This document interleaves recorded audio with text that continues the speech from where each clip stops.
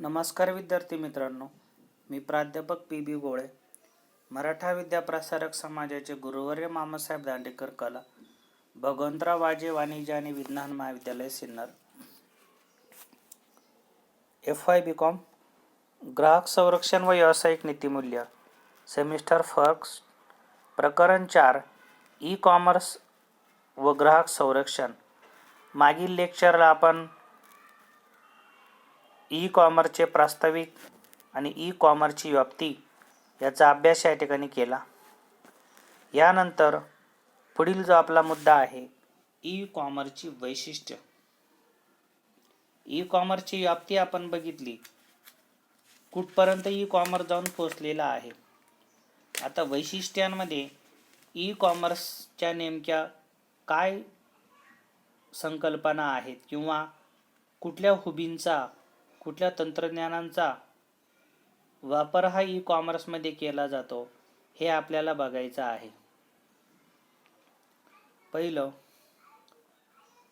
पहिलं वैशिष्ट्य आहे व्यापाराधिष्ठित, ज्याला आपण बिझनेस ओरिएंटेड असं आपण म्हणतो. वस्तू व सेवांच्या खरेदी विक्री व विनिमयाशी ई कॉमर्स निगडित असल्याने ते व्यापाराधिष्ठित आहे. ई कॉमर्सद्वारा बाजारपेठ विस्तारित करणे तसेच अधिक ग्राहक मिळवणे शक्य होते. ग्राहकांसाठी ऑनलाईन शॉपिंग फार सोयीचे ठरले आहे.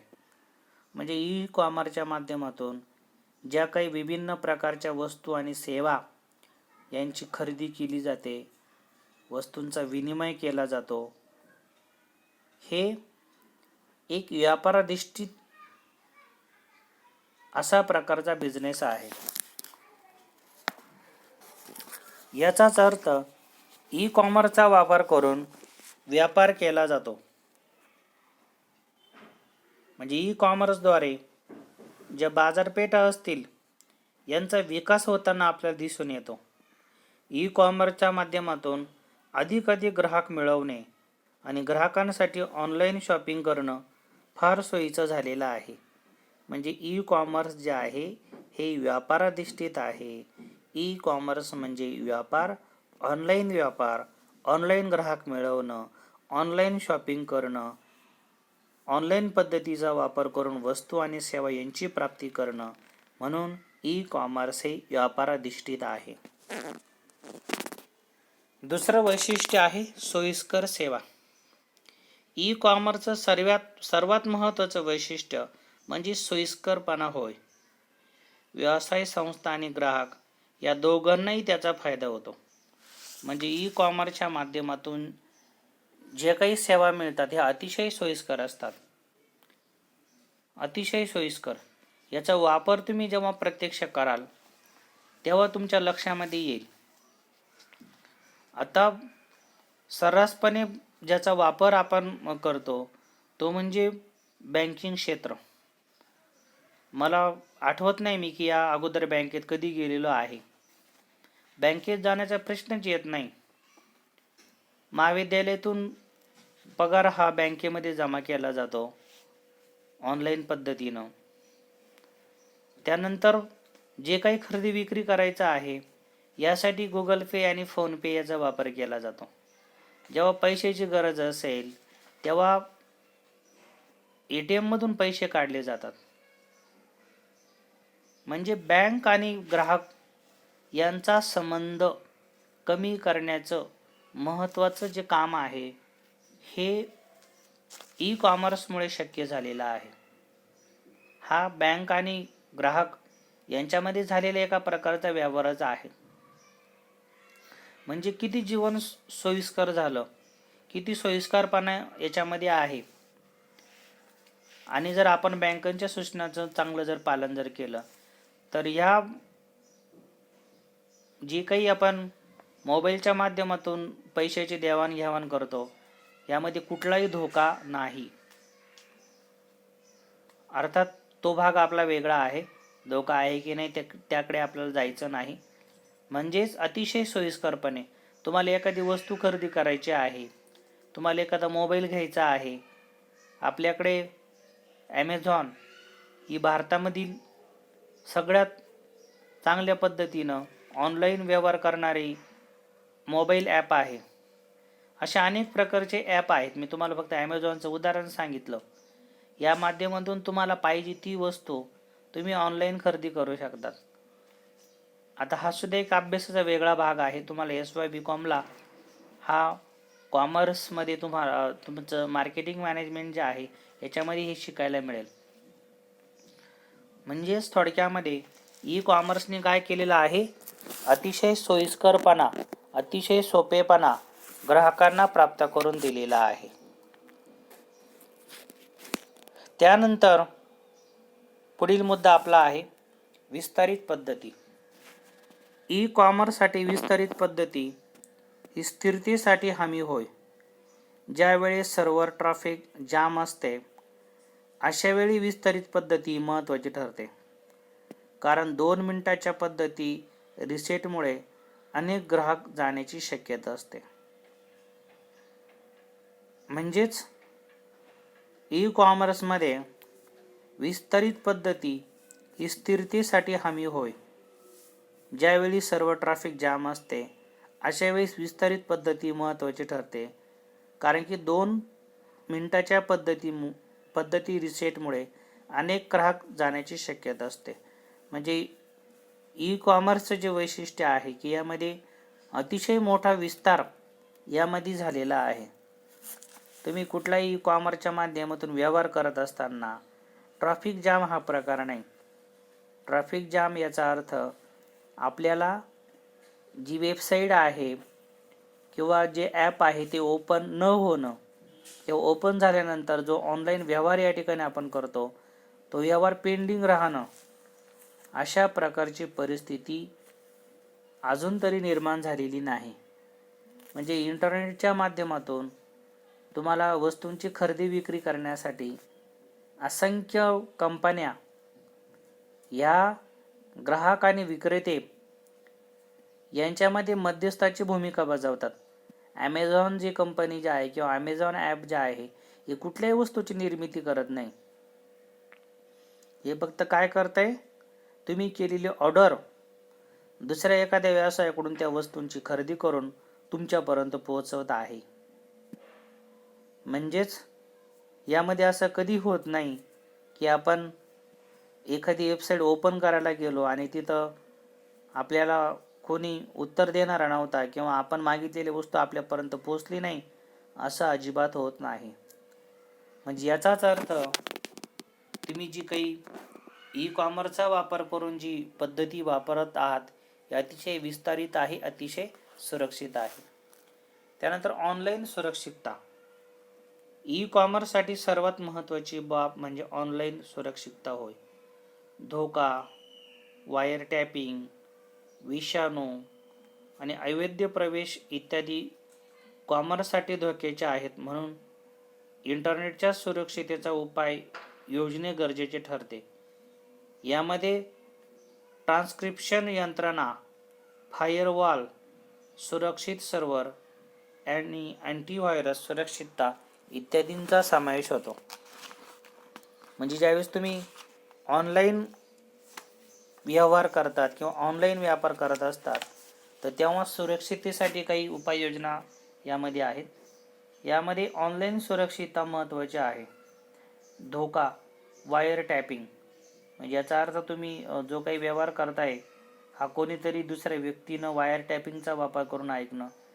विषाणू आणि अवैध प्रवेश, विषाणू ज्याला आपण व्हायरसच आपण म्हणतो, अवैध प्रवेश की यामध्ये तिसऱ्याच एखाद्या व्यक्तीनं आपल्यातला संवाद ऐकून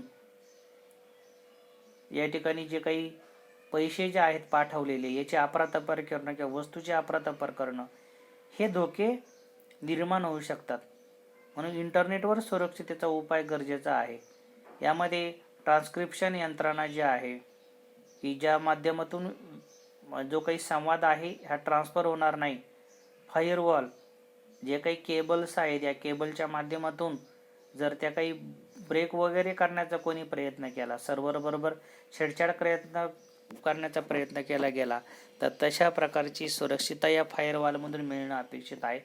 सुरक्षित सर्व्हर, जे सर्व्हर जे आहे या सर्व्हरच्या माध्यमातून देणारा आणि घेणारा यांच्या व्यतिरिक्त जर कोणी त्या व्यवहारामध्ये जर दोघांच्या परवानगीशिवाय छेडछाड करण्याचा प्रयत्न केला तर यासाठी सुरक्षित सर्व्हर महत्त्वाचा आहे.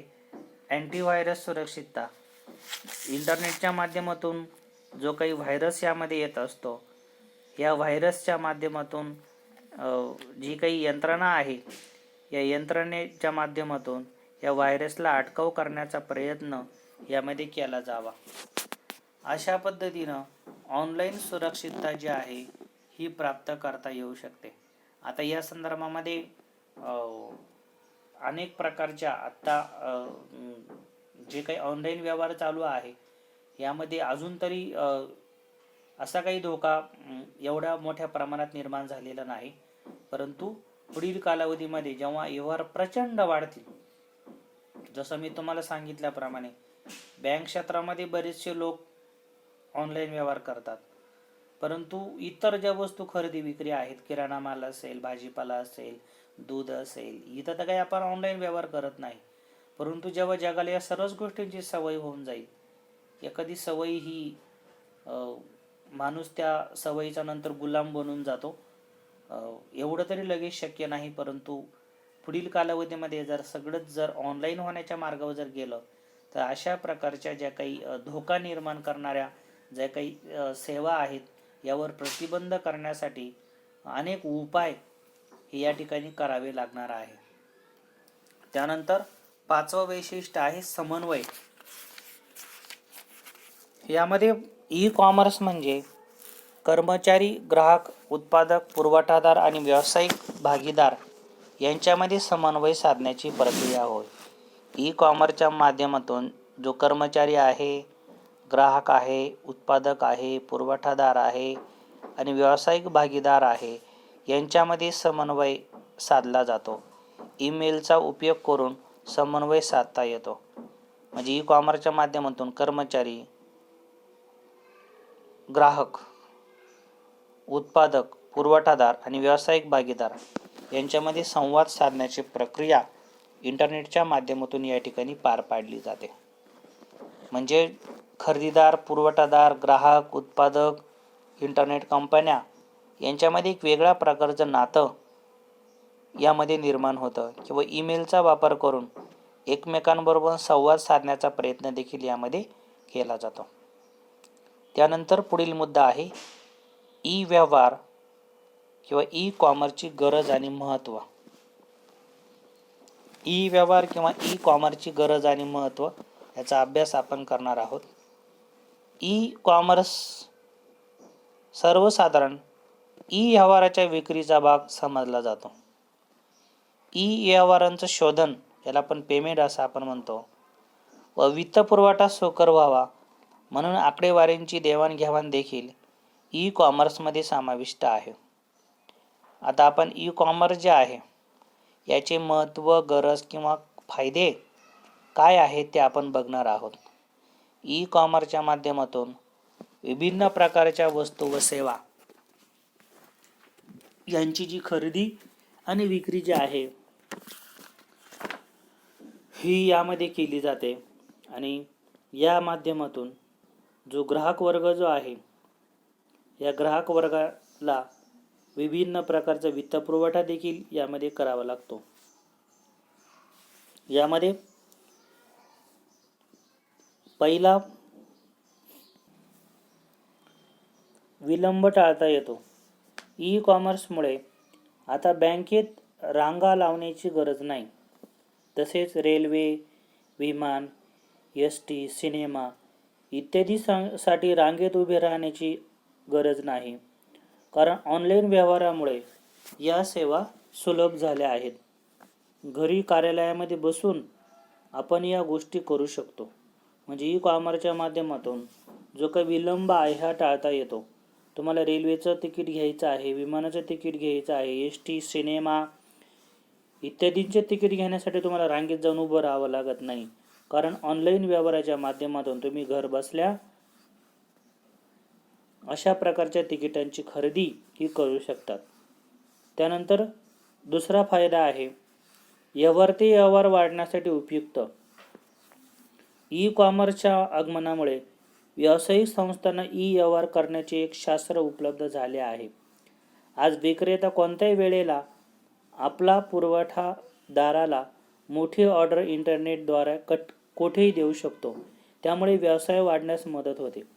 व्यवहार टू व्यवहार जे आहे की ई कॉमर्सच्या माध्यमातून जो पुरवठादार आहे किंवा विक्रेता आहे, खरेदीदार आहे, हा इंटरनेटचा वापर करून एक मोठी ऑर्डर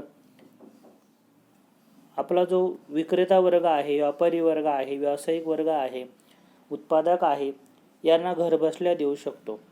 यानंतर राहिलेला पुढील भाग पुढच्या लेक्चरला कव्हर करूया. धन्यवाद.